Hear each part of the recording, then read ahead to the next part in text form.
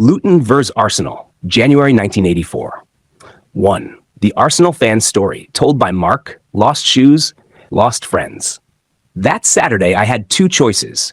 Go to London first and join the main Arsenal crowd going to Luton, or go straight across from Watford to St. Albans and try to catch up with some of the lads there. I chose the second option. Bad call. On the train, I ran into two other Arsenal fans. You could spot them from the dodgy hair and badges. They'd also missed the main group, so we stuck together and headed toward the Arndale Centre once we arrived. Pretty standard move. While crossing some grass, I spotted an Arsenal lad slipping into a nearby pub. Looked like a good place to find the others. Just then, another mate of mine ran up out of nowhere.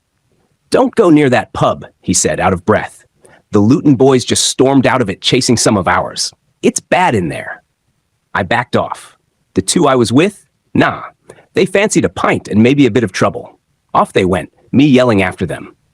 Not even 2 minutes later, just as they entered the pub, the Luton lads came back round the corner. Tight trousers, angry faces, and smart shoes. Just before they reached the door, that same Arsenal guy came back out. Pie in one hand, pint in the other. He threw both at them without hesitating, then sprinted off like he was in the Olympics. The two I'd come with came flying back out, straight into a beating. Luckily, one Luton lad told the rest to calm it down. Respect to him for that. An ambulance showed up and took the two off. I gave my mate a nod. We were glad we'd stayed out of it and made our way to the stadium. On the walk there, we passed some mad bloke wearing flared trousers and a fur coat. He started shouting at everyone. Cops were just behind him, but didn't do much until he threw a brick at us. An actual brick. They finally grabbed him and said, "Say one more thing, and you're getting arrested." That shut him up.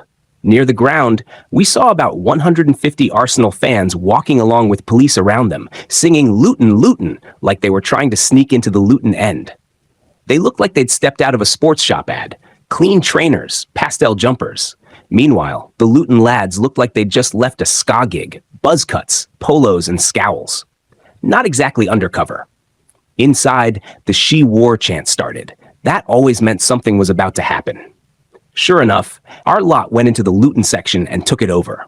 There was a short face-off, but police and stewards circled them and marched them off down the side of the pitch. Then it got strange. A group of Luton fans from the opposite side started shouting, basically daring us. Arsenal fans didn't wait. They ran across the pitch. The Luton fans took off. Everyone was laughing. I laughed too, remembering the time I was 16 at Watford and tried something similar. Lost my shoe jumping over a wall.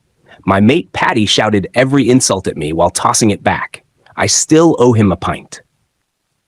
2. A Luton fan's take, Kev's view. "We saw them coming from ages away," said Kev, a Luton lad with a scar on his head and a lot of gold on him. "You don't show up dressed like you're in a catalog and think no one will notice." Kev was in that pub when it all kicked off. We saw a few of them through the window. Too tidy, too confident. Some of our boys ran out after them and caught a couple. One of them threw his food at us. Cheeky. Made me laugh, though. Missed me by inches. Kev was near the top section at the ground when Arsenal fans took it over. Didn't think they'd come in that hard. Fair enough. They got us. We tried to regroup, but the police weren't having it. Shut it down straight away. Then he added, "Later we heard West Ham were in town too, planning to steal the spotlight. Wanted to take on Arsenal. That backfired. They got spotted, surrounded, and chased through town. Honestly, I think some of the coppers wanted Arsenal to win that day."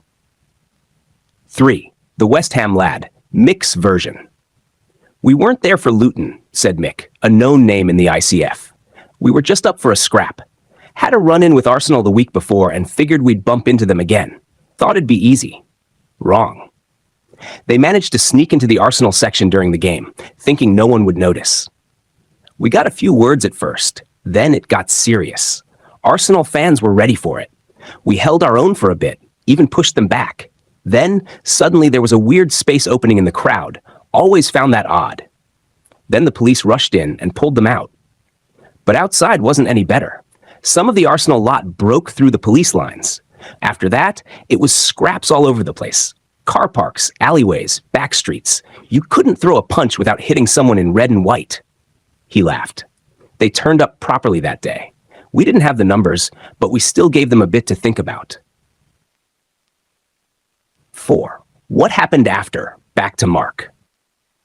As we left the ground, we ran into the West Ham mob, probably around 300 of them, but we had about 5,000 Arsenal lads there. We chased them all the way down Kenilworth Road. Then the Luton lot came round again, trying to make up for earlier, but they ran off after a few seconds too. After that, it was chaos. Police trying to hold us back from tearing through the town. It was mad. Looking back now, it must have looked nuts. Loads of teenagers and young men running around fighting over a football match. The local papers didn't even get it right. Arsenal and West Ham violence in Luton, they said. No mention of the pies, bricks, or missing shoes. But we remember, and somewhere in my head I can still hear Paddy shouting, "You lost your bloody shoe, you mug!" Yeah, Arsenal had the numbers, no doubt, but Luton gave it a go, and West Ham didn't back down either. The Arsenal herd, Gooners, and Luton Migs were all underrated. The ICF's always game. If you were there, drop a comment with your story. And don't forget to like, share, and subscribe. Cheers for watching.